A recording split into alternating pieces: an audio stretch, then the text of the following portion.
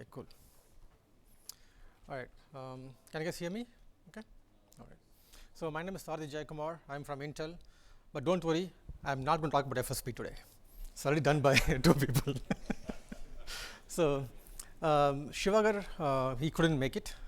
So you're stuck with me for the rest of the presentation. So basically what we're trying to solve here is, if you look at the system today, there is a rich set of data that the BIOS produces. Well, for example, memory training data, the margining data, how much margin a memory has, depending on the vendor or the platform. And there are some DDR post-package repair information that we have, the BIOS produces. And apart from that, there are also things like PCIe link margining or any interconnect margining for high-speed training information. It could be memory map, it could be anything that you can think of in the platform that you want to surface to the operating system today, right? Such that the OS can make use of it to make some intelligent decisions. So today there is no standard mechanism of exporting such data to the operating system. So a lot of times we are ending up doing proprietary mechanisms of exposing this data, right? And one of the goals here is to find out, or at least enable the OS, right, to make use of certain classes of data like this to do failure prediction or through isolation or finding margin drift over time. So if I have a memory in a system which has certain margin information, and then on the next reboot, I find the drift happening in the margin. So over time, I know that the DIMM is tending towards failure, and I can basically replace or schedule some servicing of that system, right? And also you can have some error information coming out, like memory errors coming out. You can correlate that with the margining data and basically have a better prediction of the failure, impending failure of the system, of the memory, I should say. So we do have certain standard mechanisms to surface platform information to the operating system. We have SM BIOS tables, ACPI tables, and so on and so forth. We also have runtime mechanisms. We talked about the platform runtime mechanism earlier in the OCP summit in San Jose. But also we have some proprietary mechanisms that we are using today to surface the information, like I talked about in the beginning of the first slide, where we had a lot of rich information that has no standard means to expose, right? So this is the focus of the presentation. And when we talked with our customers, and especially collaborating with Google on this one, we found out that there is a better way of doing it than just giving another ACPI table, right? And that is going to basically change some of our pain points in adding more features into ACPI. Let me give an example here, right? I can come up with a new ACPI table to surface information. Then what happens? Tomorrow DDR5 comes. I have to go and change the table again to provide new set of structures for the ACPI, right? So I have to revise the ACPI table every time there is a new feature or a new information that needs to get passed. And that is a lengthy process, right? I have to go through the standards body and the work groups, and it takes almost a year to get it out, right? So I want to disconnect, right? Disconnect the ACPI section from the data that we are going to produce, right? And that's one thing. Second thing is that ACPI tables cannot be updated in runtime, right? OS puts page tables restricting ACPI changes in runtime. OS relocates the table somewhere else, so we can't go and change it. So the way to change ACPI table today is to update the BIOS and reboot the system, right? Which is basically something that we don't want to do in a cloud environment. So what we can do here is also address that issue of how can I update a table in runtime, right? So two major things. One is disconnect from ACPI spec revisions. The second thing is update the tables in runtime so I can enhance my system without going through a reset. Okay. So this is what the proposal is, and I'll welcome your feedback from this community. On the left-hand side, what you see here is the BDAT table and a standard ACPI header. There's nothing different there. All it does is a pointer to a set of mailbox structures. The ACPI ends there. Right? Left-hand side is just ACPI, just a pointer. And on the mailbox side, we have a GUID and a pointer pair, right? And the pointer points to a GUID-specific data. So you have a GUID, a pointer pointing to a GUID-specific data. It's raw data. We just published some raw data out there. And we have a publicly defined schema to interpret that data. So we can have a Redfish JSON-based schema to interpret the data that is being published. So what we have done effectively is that disconnected the ACPI table from the data that we have produced, and the data can be anything that we want to surface the operating system. All we have to do is publicly define a schema, right? So Intel could put a schema on our public website and say, here's the GUID for the schema. And once you know the GUID for the schema, you can cast the schema on top of this raw data and interpret the data. So that's the basic idea here, right? So what it provides us is I can be much more agile in changing my system information that I want the OS to understand. Okay. So as I said before, we can use a much richer Redfish JSON-based schema to describe the raw data that is being published. I disconnect from the ACPI spec revisions, and also I can effectively move on from the ASL namespace and move into a schema-based approach, right? We all know how ASL namespace is pretty cryptic and very difficult to understand and move on.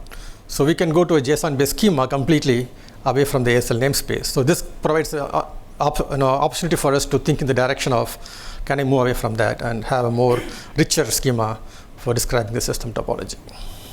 Okay. All right.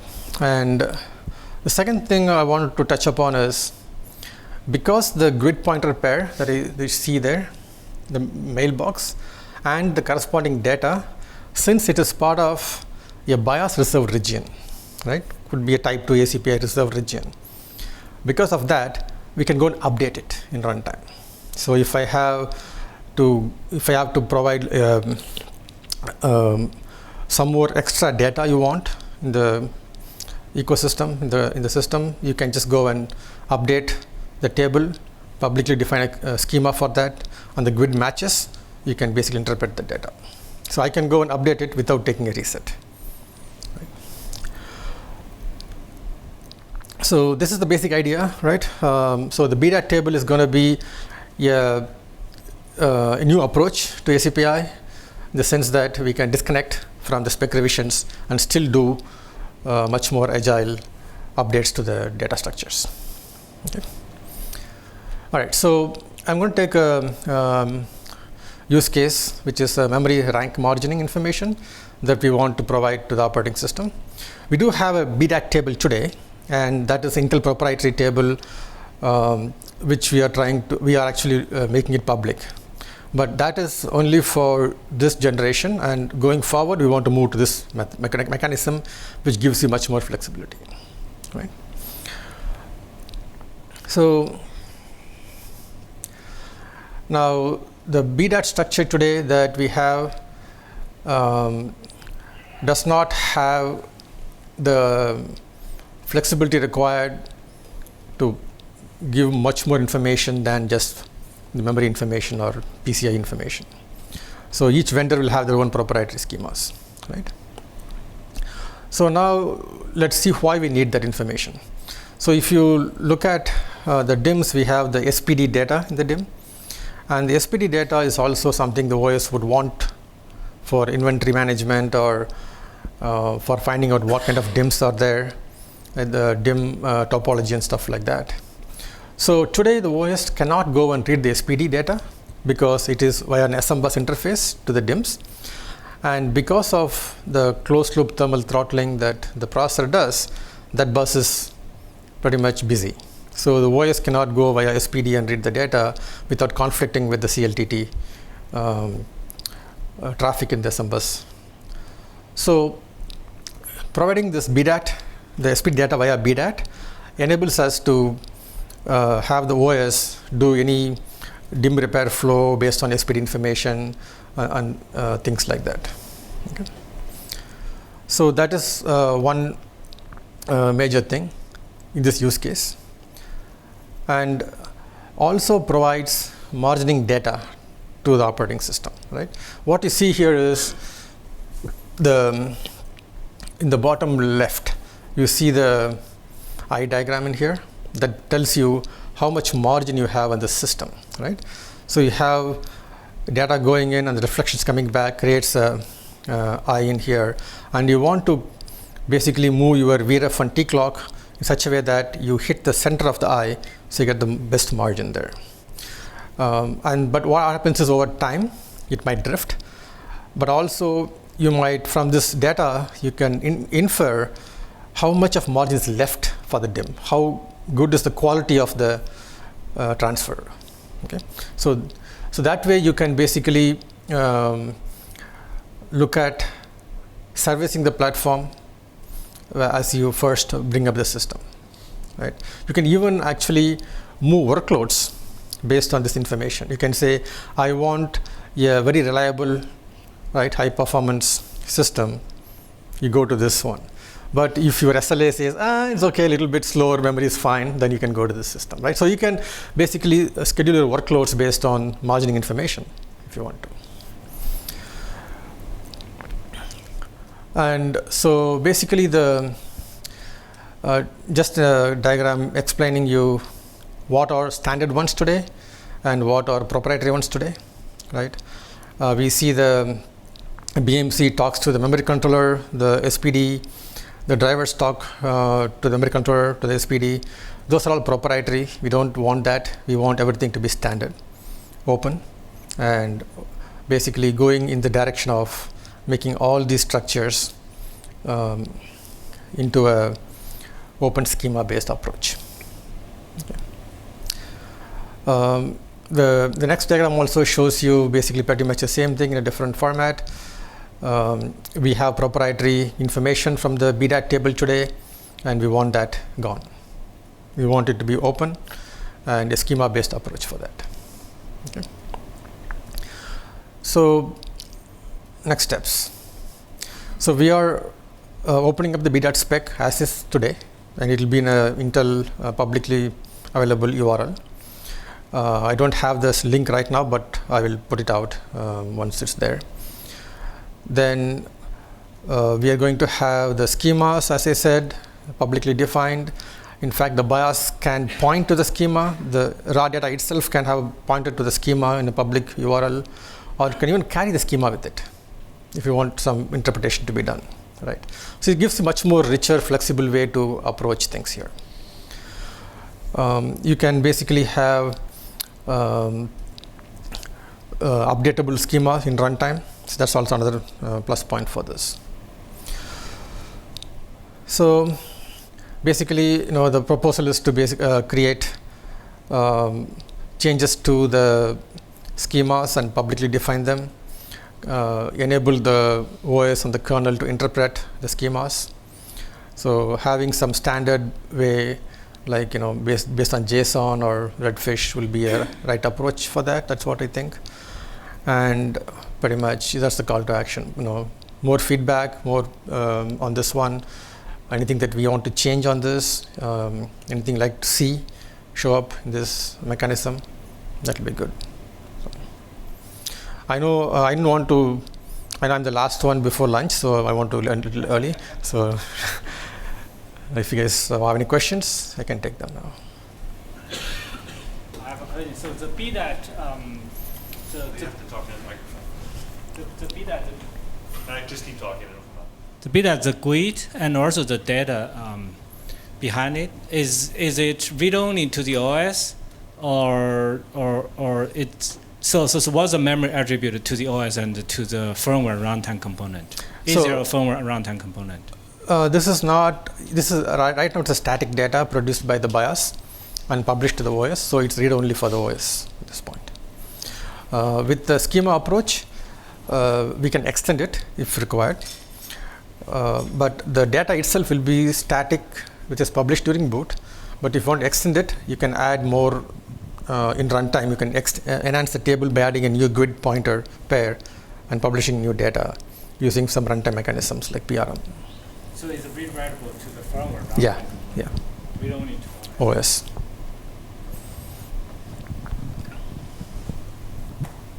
So question, during the memory training, sometimes after training, we map out some ranks or some DIMMs. Even though the DIMMs are there, SM BIOS table will say DIMMs are there, but it actually is mapped out.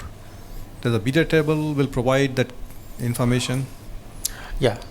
So BDAT table, basically you can provide whatever information you want, right? So this is the beauty of BDAT. The way we are proposing is you can provide whatever information you want.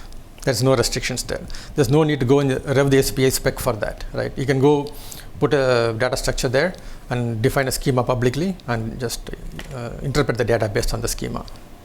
Right. What about you said you are going to store the information as JSON in memory, but if you want the Linux kernel to parse it, obviously you have to have a JSON parser in the Linux kernel, right. And I think that will be met with resistance. Okay. Do you have any plan for that? Well, it's a great idea. No contest about that, but it will present some implementational challenges. Do you have any idea how to address those? That's why we are talking here, to get your feedback on what you think is the right approach here. We thought because Redfish is a standard mechanism and OSs will understand Redfish at some point, so then this will be a more natural enhancement to that in the direction, right? So.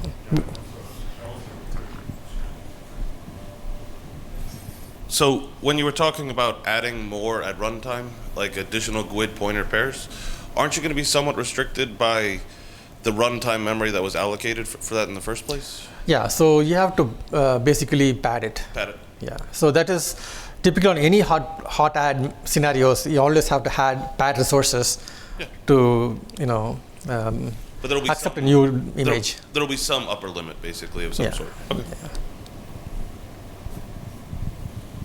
Yeah. I'm going to take privilege because I'm holding the microphone.